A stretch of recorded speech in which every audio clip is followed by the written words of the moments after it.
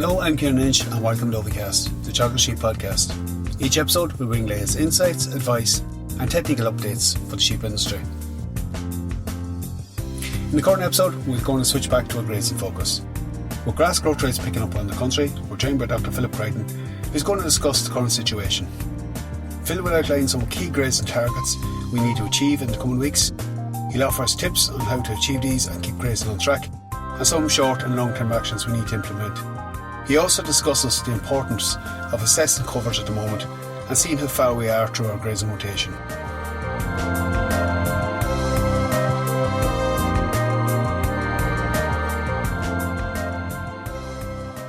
Phil, thanks for coming back to join us.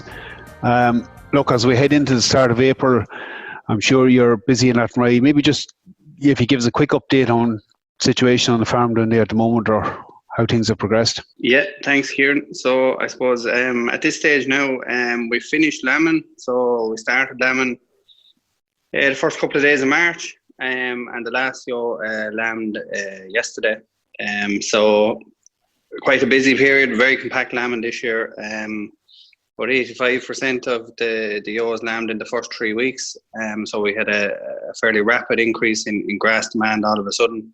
Luckily, I suppose the weather conditions at the start were quite challenging, but I suppose as we got through lambing, then we were able to start letting out bigger groups of lambs as the weather improved. And the weather over the last week or 10 days, I suppose, has really improved the situation in terms of grazing conditions and grass growth rates. So I suppose your focus really is moved towards grass, and we're at that stage of the year where the tipping point between grass growth meeting our demand. The bit of heat in the past week, we've seen growth rates take off around the country. It's a good time maybe to focus on what the key targets are for the end of this first rotation. So in terms of opening covers or residuals, Phil, what should we be aiming for? Yeah, so I suppose at the moment, in terms of days ahead, for people that are measuring grass and trying to keep control of things that way, our days ahead target, I suppose, is somewhere around 20 to 25 days ahead. Ideally, we'd be letting ewes and lambs into fields with a cover of around 1,000 to 1,200 kilograms of grass trimmer per hectare, or in more simple terms, maybe around 7 to 8 centimetres worth of grass.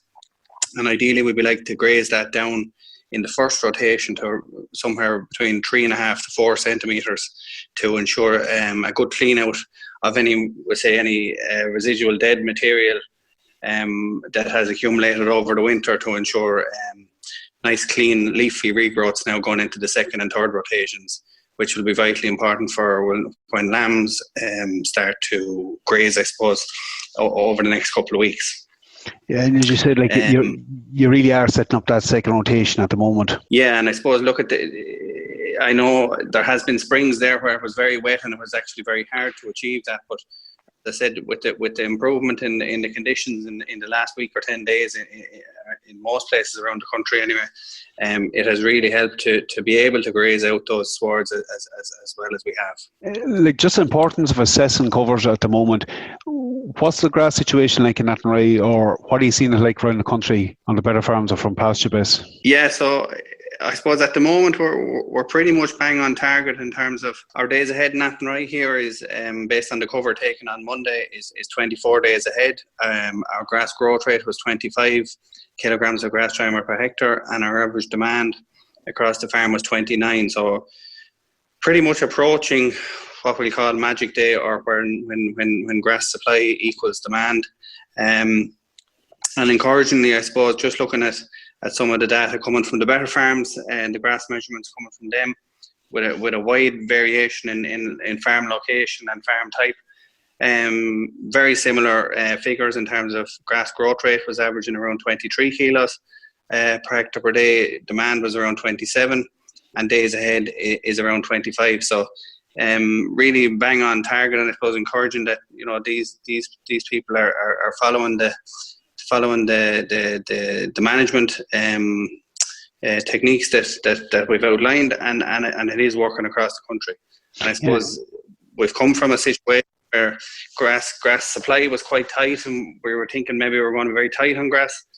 But with the improvement in ground conditions, and certainly the improvement in soil temperature, The soil temperature has increased from about 7.5 degrees here last week to about 9.5 degrees this week. So that's obviously having a big impact on the big turnaround in terms of grass growth rate and grass covers.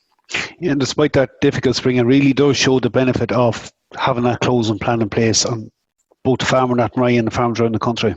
Yeah, like look at the closing plan is the first step and the most important step of it all, really. And look, we had a very challenging winter. Everybody has had a very challenging winter, no matter where you are.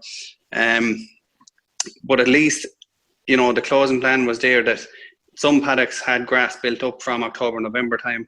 And it was those paddocks that started to move first when we did eventually get out with fertiliser, albeit, you know, well behind, we say, when we would have been getting out other years. We got some fertiliser out in February on the drier parts of the farm, and on the parts of the farm that did have, you know, better covers built up from the autumn.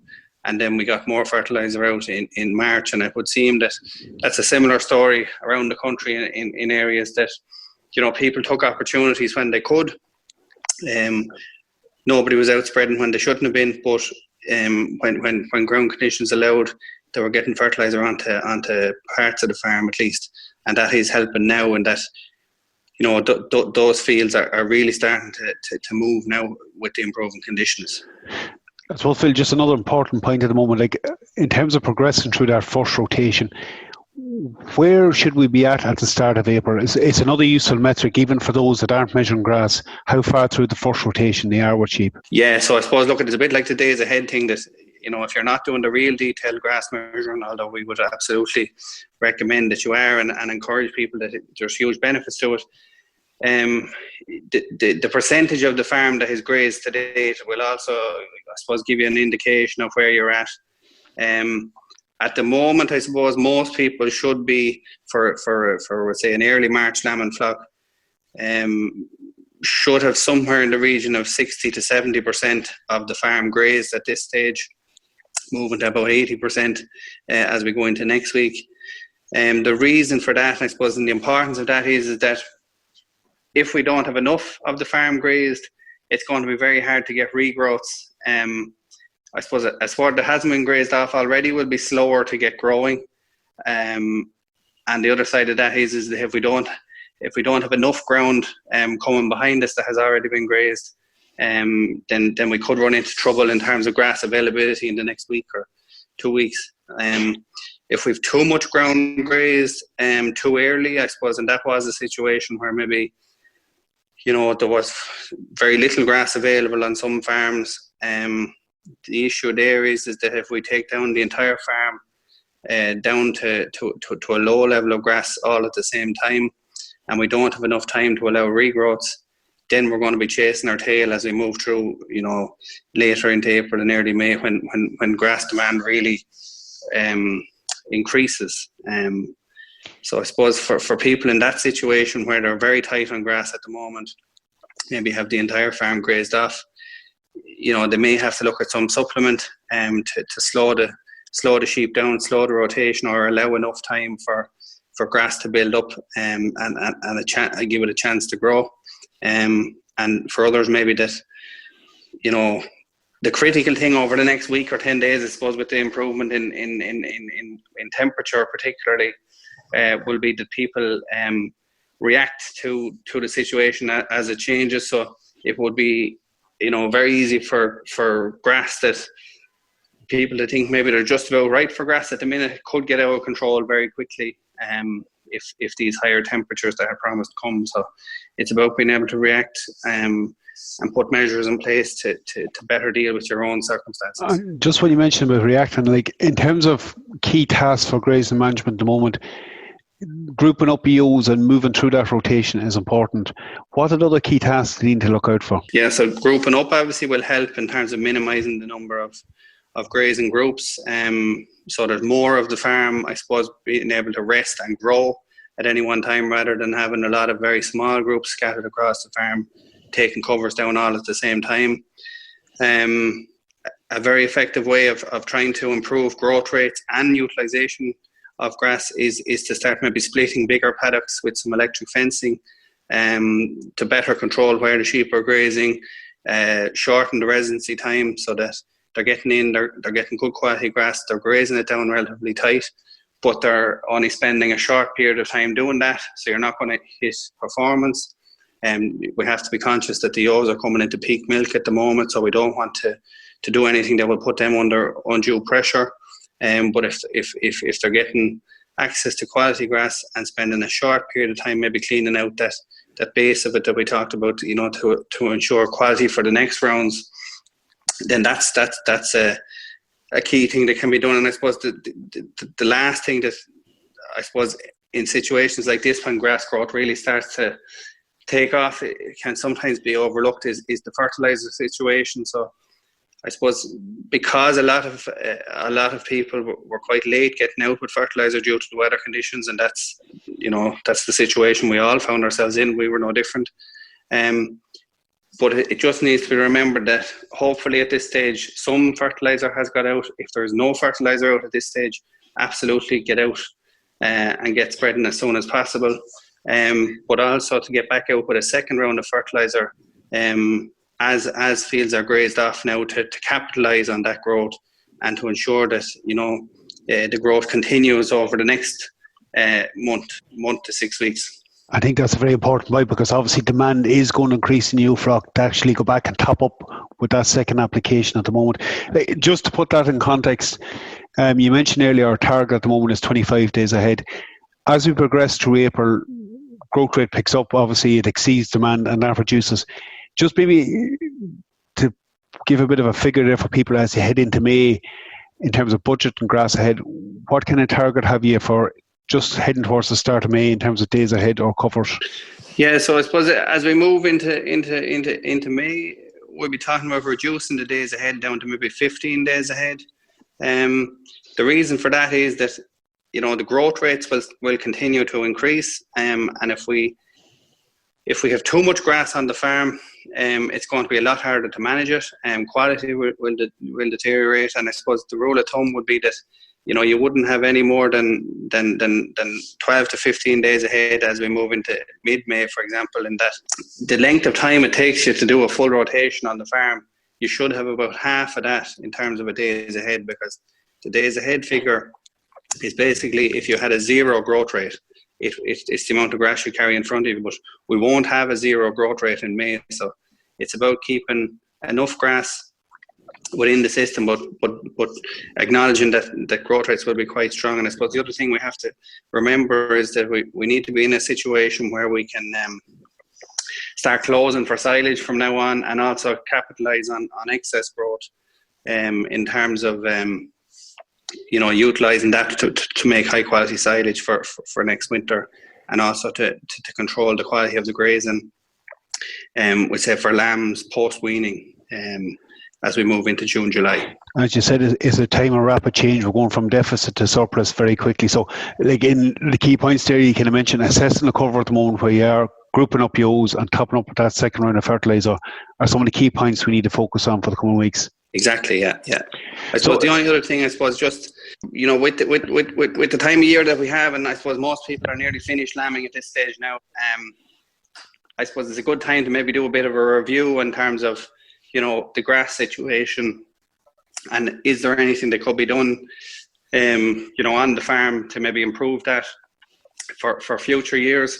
Maybe we need to look at, was there a closing plan in place? Could it be improved? Could it be changed to better capitalise on it?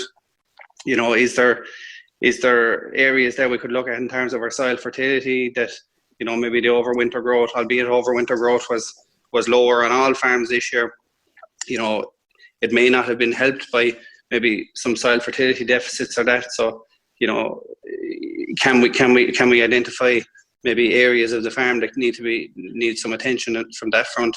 And then maybe even simple things like lambing date. Maybe, are we lambing too early?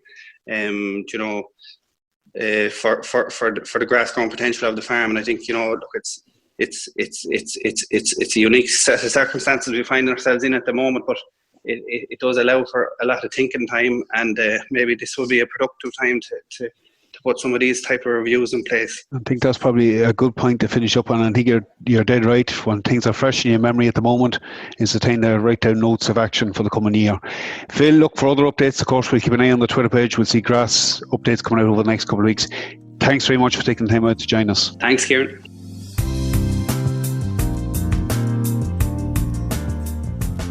We're going to finish the episode up at this point. Again, some very useful information in that podcast on some of the key targets we need to achieve the coming month.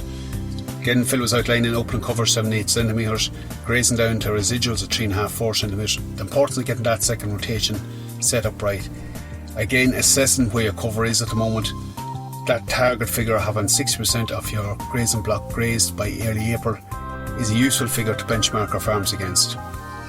For updates on growth rates around the country, keep an eye on the pasture-based Twitter page or our own sheep page at Teagasc Sheep. We'll be posting updates on grazing performance around the country and grass growth rates. That's it for this episode. Again, thanks for joining in. Don't forget to subscribe and tune in to future episodes.